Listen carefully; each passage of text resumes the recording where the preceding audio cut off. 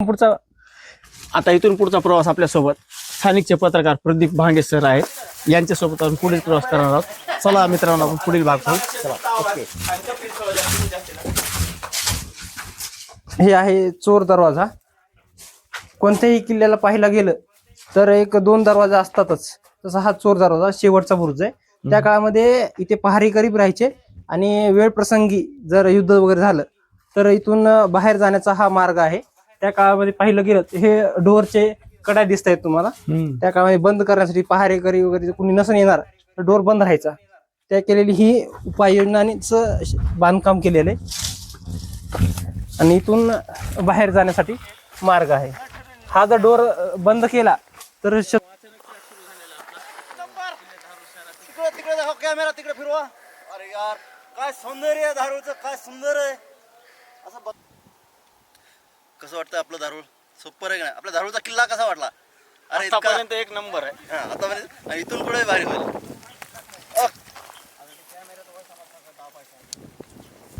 जे जे किल्ले धारूर आहे आजचं, याचं फतेहाबाद हे नाव कधी झालंय? तसं सांगायचं झालं तर हा राष्ट्रकूट राजा गोविंद तिसरा त्या काळामध्ये महादुर्ग म्हणून नाव संबोधलेलं आहे. आणि धारूर नाव कसं पडलं, हे धारेवर शहर आणि हे पूर्ण पाहिलं तर बालाघाटचा डोंगर दिसतो. धारेवर म्हणून हे पहिलं धारूर असं नाव पडलं. धार नावाचा बी उल्लेख होतो काही ठिकाणी. धारेश्वर म्हणजे तसं धारेश्वर मंदिर पण आहे कसबा विभागामध्ये. ते तिथं बी यादवांच्या काळामध्ये सांगितलं तर जैन धर्म सुद्धा धारूरमध्ये खूप मोठा होता. त्या काळामध्ये जैन धर्माच्या काही मूर्ती पण आहेत. आज तसं धारूर शहरामध्ये तेव्हापासून एक धारेवर शहर म्हणून हे नाव धारूर पडलेलं आहे. आणि त्याच्या यादवांच्या काळामध्ये हे ते महादुर्ग म्हणून ओळखलं जायचं. आणि नंतर विजापूरचा आदिलशाह आणि अहमदाबादचा निजामशाह या सत्ता संघर्षामध्ये जेव्हा 1567-68 काळाच्या नंतर जेव्हा अहमदाबादच्या निजामांनी विजापूरच्या आदिलशाह म्हणजे इकडच्या धारूरच्या किल्ल्यावर आक्रमण केलं आणि हा किल्ला जिंकला किशोर खानला मारून, तेव्हाच हा धारूरचं नाव फतेहाबाद नामांतरण झालं. किल्ल्याचं फतेहाबाद नामांतरण झालं आणि इथं शहराचं सुद्धा नाव फतेहाबाद नाव झालं. नंतरच्या काळामध्ये हा सत्ता संघर्ष चालू झाला, पण हा नाव लोकांच्या रूढी पडले होतं की धारूर महादुर्ग किल्ला.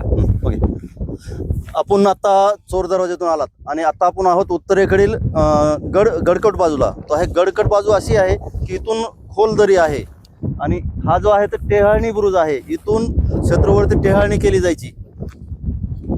जाऊ शकता, ही टेहाळणी बुरुज आहे. इथून या पूर्ण एरियामध्ये आणि एरियातून येणाऱ्या शत्रूवरती दूरवर असं त्यांच्यावर टेहाळणी केली जात असे, त्यामुळे याचं नाव टेहाळणी बुरुज आहे. आणि आपण जी बॅक साईडला आहात ती गडकोट बाजू आहे, जेणेकरून खूप खाली दरी असल्यामुळे शत्रूंना वरी येता येत नव्हतं, म्हणून याला गडकोट बाजू म्हणलं जातं. पाहू शकता, आवाज सुद्धा आपल्याला वरतीच येतोय. खूप असं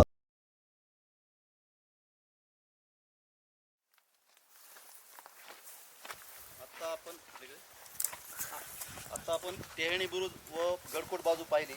तर आपण आता इथून पुढे आता तुम्हाला दाखवत आहोत किल्ल्यातील तेला आणि तुपाच्या विहिरी कशा होत्या आणि इथं तेलाचा आणि तुपाचा साठा कसा करून ठेवला जाईल याच्या विषयी माहिती देतो.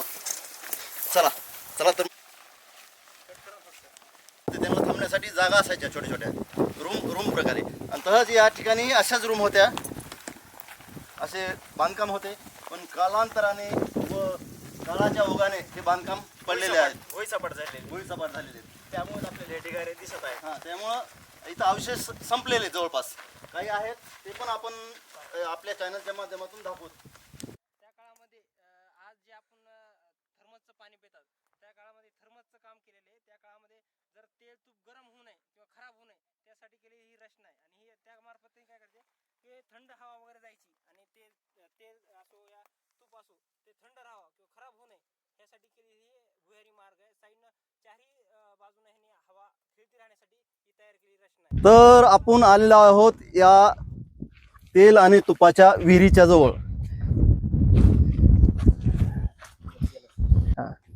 तेला तुपाच्या हौद म्हणतात त्याला.